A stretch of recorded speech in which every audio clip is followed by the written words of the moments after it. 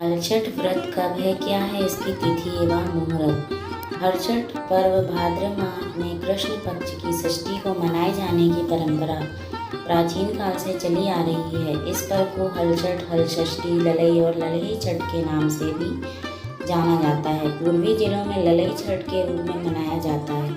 हर वर्ष की श्रावण पूर्णिमा के छठवें दिन हलछठ पर्व मनाया जाता है।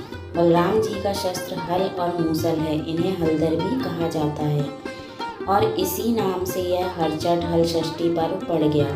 इस दिन खेतों में प्रयोग किए जाने वाले उपकरणों की पूजा भी होती है। पंचांग के अनुसार भाद्रपद माह के कृष्ण पक्ष की षष्ठी तिथि 4 सितंबर 2023 को शाम 4:41 पर शुरू होगी और अगले दिन 5 सितंबर 2023 को दोपहर 3:46 पर इसका समापन होगा।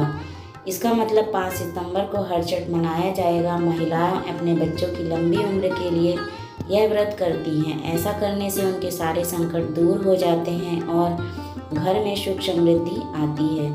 हलछठ से जुड़ी कई कथाएं प्रचलित हैं।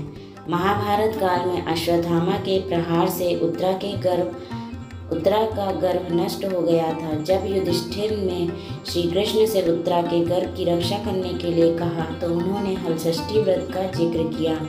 ये कथा पहले नारद जी श्री कृष्ण जी की माता देवकी को सुनाई थी। देवकी माता ने इस व्रत को सबसे पहले किया, जिसके प्रभाव से संतान की रक्षा हुई थी। अब भगवान श्री कृष्ण से युधिष्ठिर ने इस कथा को सुना तो उन्होंने इस व्रत को उत्तरा द्वारा करवाया। व्रत के प्रभाव से उत्तरा का अश्वत्थामा द्वारा नष्ट हुआ गर्भ दोबारा जीवित हो गया और बाद में बालक का जन्म हुआ। वह बालक राजा परीक्षित नाम से प्रसिद्ध हुआ। ग्वालिन से जुड़ी कथा भी प्रचलित है। एक कथा ग्वालिन को लेकर भी है। ग्वालिन को अचानक प्रसव पीड़ा हुई। वह गांव में दूध दही बेचने निकली थी। पीड़ा अचानक बढ़ गई, जिसके बाद उसने झरबेरी के ओट का सहारा लेकर एक बच्चे को जन्म दिया। उस दिन हलछठ पर्व था। बच्चे को छोड़कर वह दूध बेचने निकल पड़ी, जहां उसने झूठ बोलकर यह दूध भैंस का बताते हुए बेच डाला। उसी दरमियान झरबेरी के पेड़ के पास ग्वालिन का बच्चा जो अकेला था, वहीं पर पास में एक किसान अपना खेत हल से जोत रहा था। हल का एक कोना बच्चे को लगा, जिसमें उसकी मृत्यु हो गई। किसान को बहुत दुख हुआ। उसने बच्चे का उपचार किया और चला गया।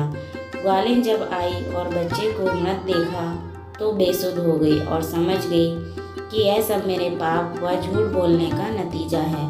उसने तत्काल गांव जाकर अपनी सच्चाई बताई कि वह दूध भैंस वाला नहीं बल्कि गाय का था और क्षमा मांगने लगी। ग्रामीण महिलाओं ने उसे क्षमा कर दिया। वापस जाकर देखा तो उसका शिशु वहां जीवित मिला। तब से हलछठ या हलछठ पर्व की यह कथा काफ़ी लोकप्रिय हो गई। अगर आपको यह कथा पसंद आई हो तो लाइक करें, दोस्तों में शेयर करें और ऐसी ही कथाओं को सुनने के लिए हमारे चैनल को सब्सक्राइब करें। धन्यवाद।